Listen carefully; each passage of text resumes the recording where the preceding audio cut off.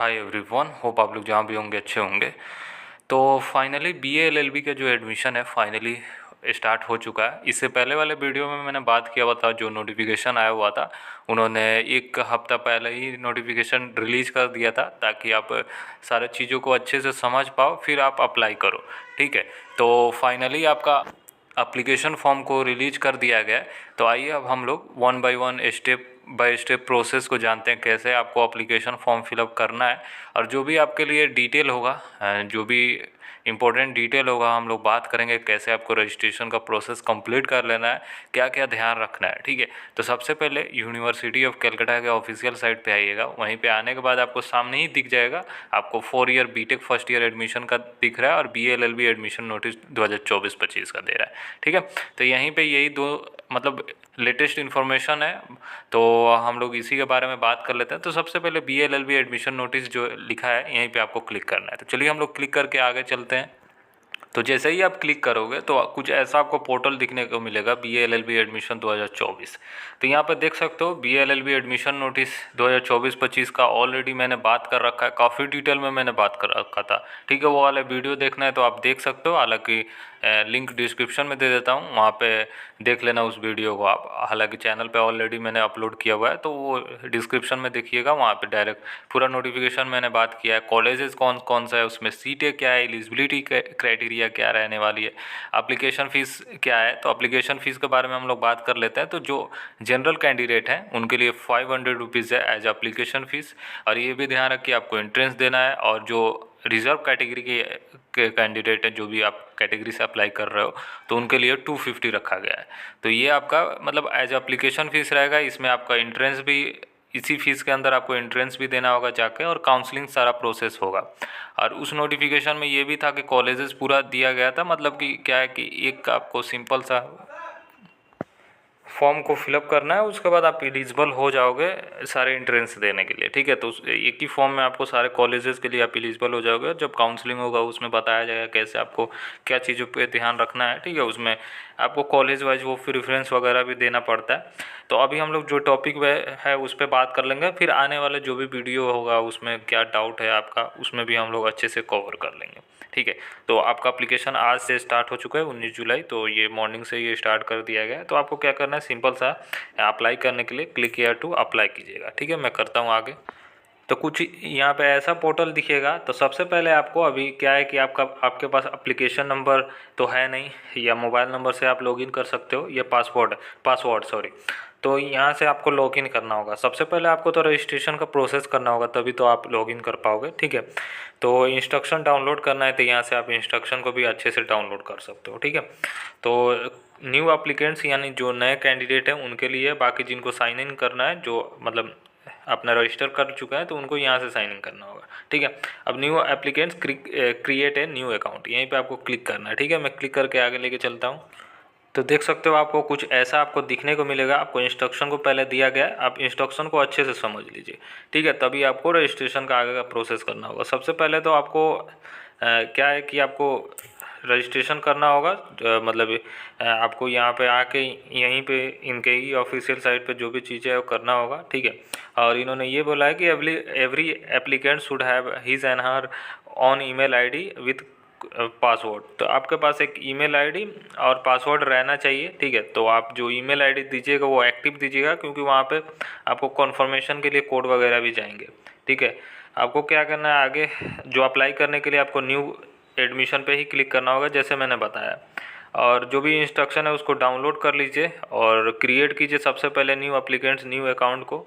उसके बाद आपको क्या करना है, सबसे पहले रजिस्टर करने के लिए आपको क्या करना है, आपको ये चीज़ों को ध्यान रखना है कि आपको ईमेल आईडी तो देना ही देना है। उसके बाद आपको पासवर्ड भी अच्छे से सेट कर लेना है, जैसे इन्होंने बोला है कि आपको 6 वर्ड से लेकर 13 मैक्सिमम 13 कैरेक्टर के बीच में आप कर सकते हो। ठीक है, 6 से 13 वर्ड के बीच में आप जो भी करना है कर सकते हो। तो उसमें क्या रहेगा कि एक तो अपर केस रखना है, यानी कैपिटल लेटर आप यूज कीजिएगा, बाकी लोअर लेटर भी यूज कर लीजिएगा। उसके बाद एक नंबर भी यूज करना है, ठीक है, मतलब 1 to 10 के बीच में जो भी number, special character like @ hash, जो भी है परसेंटेज, ये कुछ ऐसा करना है। एग्जांपल मैंने इन्होंने दे रखा है, जैसे कि एस जो कैपिटल कर दिया है, बाकी स्मॉल जो है शुक्ला @2020, ये समझ सकते हो।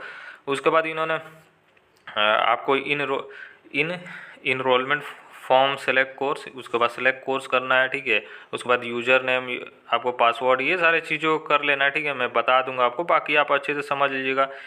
फोटोग्राफ को अपलोड करना पड़ेगा, सिग्नेचर को, और सेल्फ अटेस्टेड मार्कशीट को, यानी उसका जीरोक्स निकाल के उसको नीचे साइन कर लीजिएगा, यानी पूरा नाम लिख लीजिएगा। देख सकते हो आपको जैसे पासपोर्ट साइज फ़ोटोग्राफ को 50 KB में चाहिए, सिग्नेचर को 30 KB में, मार्कशीट को 200 KB में, ऐसे ही आपको कर लेना, ठीक है। इसको समझ लीजिए।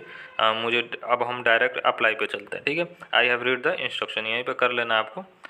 उसके बाद यहाँ पे क्या कीजिएगा, आपको क्या करना है, यहाँ पे देख सकते हो न्यू कैंडिडेट आओगे तो यहाँ पे आपको कौन सा कोर्स आपको करना है, तो BLLB यहाँ पे सेलेक्ट करना, ठीक है। क्लास 12th में जो भी पढ़ा हो वो उसका रोल नंबर आप डालना है, ये नहीं कि 10th का डाल दो, ठीक है। फर्स्ट नेम अपना डालिए, और मिडिल नेम नहीं भी है तो छोड़ दीजिए। Last name, first last name compulsory, जहाँ पे स्टार दिया गया वो कंपलसरी है। ईमेल आईडी डालिए, ईमेल आईडी। उसके बाद अपना मोबाइल नंबर और पासवर्ड जैसे मैंने बताया उसको सेट कीजिए। यहाँ पे आपको जो भी कोड दिया गया कीजिए, यहाँ पे एग्री कीजिए, यहाँ पे अप्लाई कीजिए। चलिए मैं भर के फिर आएगा आपको नेक्स्ट प्रोसेस बताता हूँ। तो जैसे ही आप सारा चीज़ों को सबमिट कीजिएगा तो उसके बाद आपको इंटर OTP का दिया जाएगा ऑप्शन, यानी अपना जो भी 1 टाइम पासवर्ड जो भी है उसको यहाँ पे डालना है। तो ठीक है, तो अपना ईमेल को ओपन कीजिएगा। तो ईमेल ओपन करने के बाद आपको OTP जो दिखेगा उसको यहाँ पे डालना है। तो चलिए मैं डाल के सबमिट करता हूँ, फिर आगे आपको लेके चलता हूँ क्या आगे आपको फिलअप करना है। जैसे जैसे मैं बता रहा हूँ वैसे ही कीजिएगा, ठीक है। कोई गलती नहीं करना है, ठीक है। ध्यान से डिटेल को भरना है, जहाँ पे भी गलतियाँ हो तो उसको सुधार लीजिएगा। एक बार 2 बार क्रॉस चेक आपको कर लेना है, ठीक है।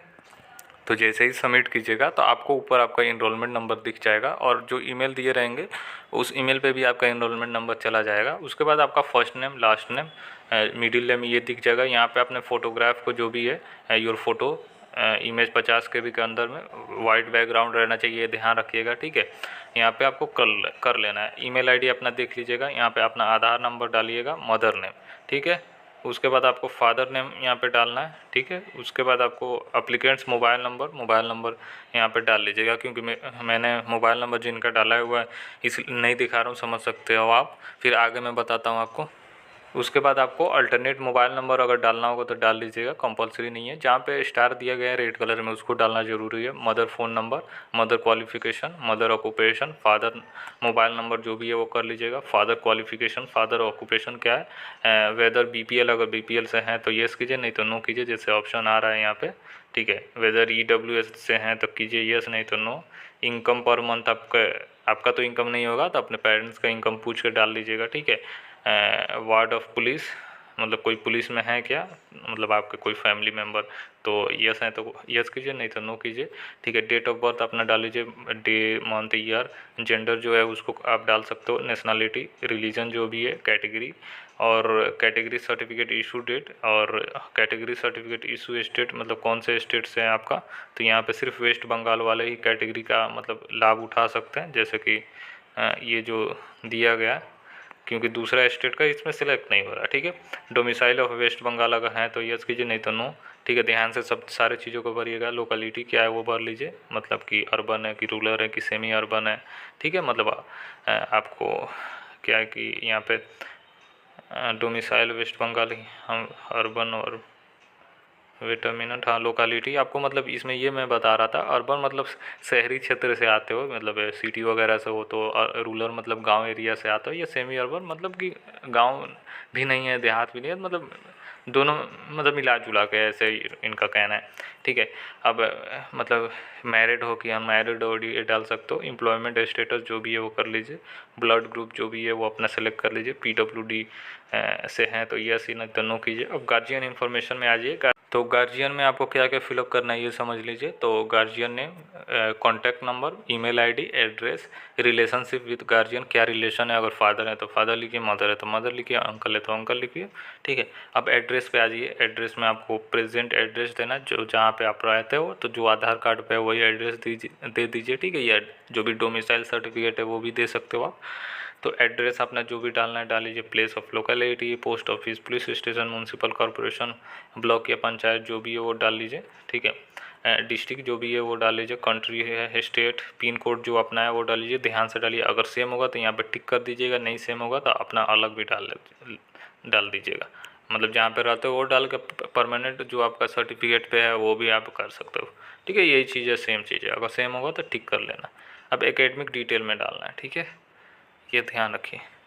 तो आपको यहाँ पे for BA BSc BCom CBCS system inter total grade point in marks obtain field and total credit in full mark field, ये मतलब BA BSc वालों के लिए बोल रहे हैं। तो आपका जो भी है, जैसे कि सेकेंडरी में, मतलब ये सेकेंडरी का हो गया, मतलब क्लास 10th का ये डाल लीजिएगा, और डिटेल क्लास 12th का, हाईएस्ट सेकेंडरी इंटरमीडिएट का आप डाल लीजिएगा। क्या स्टेटस है, पास है या फेल है। पास है, जाहिर सी बात है। डिवीज़न कौन सा था, first second third class. CGPA में था तो यस कीजिए, नहीं तो नो। ऑब्टेन कितना किए हैं, मतलब जितना टोटल है, यहाँ पे टोटल मार्क्स लिखिएगा, और ऑब्टेन में मतलब फुल मार्क्स यहाँ पे लिखिएगा। ऑब्टेन में जितना आया होगा, मान लीजिए 500 आपका पेपर हुआ है तो 500 में 410 420 जो भी आपका वो कर लीजिए। परसेंटेज जो होगा वो डाल लीजिएगा। ईयर ऑफ पासिंग जो भी है, तो मान लीजिए 2022 का पास आउट हो, ठीक है। 10th, स्कूल का नाम, कॉलेज का नाम जो भी है, बोर्ड जो था वो सेलेक्ट कर सकते हो। सारे बोर्ड का यहाँ पे लिस्ट आपको दिखने को मिल सकता है। हाँ, देख सकते हो यहाँ पे सारे बोर्ड आपको दिख जाएगा, ठीक है। उसके बाद आपको इंटरमीडिएट में भी सेम करना है, ठीक है।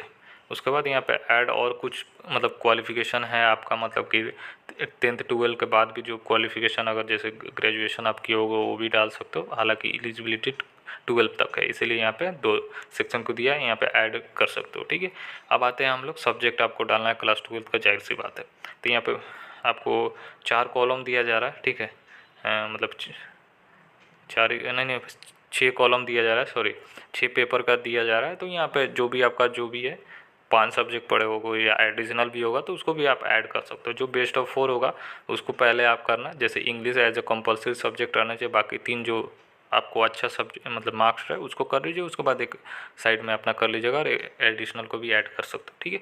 कोई इशू नहीं है, आप 5 भी ऐड कर सकते हो, एडिशनल नहीं भी ऐड करोगे तो चलेगा। पर जो मेन सब्जेक्ट है उनको ऐड कर लेना। जैसे कि पेपर 1 में आपको क्या है कि इंग्लिश है, तो इंग्लिश में आपको कितना ऑब्टेन किया हो, तो प्रैक्टिकल में अगर प्रैक्टिकल हुआ है तो उसमें कितना आया वो डाल लीजिए, ठीक है। उसके बाद टोटल ऑब्टेन कितना आया वो डाल के फुल मार्क्स आपका 100, सब में 100 वाला रहना चाहिए। उसके बाद सेलेक्ट दूसरा सब्जेक्ट जो भी करना है, जैसे अकाउंटेंसी है, आपको बिजनेस स्टडीज़ है, देख सकते हो ऐसे ही आपको कर लेना, ठीक है। उसके बाद अदर इन्फॉर्मेशन में आपको सिग्नेचर चाहिए।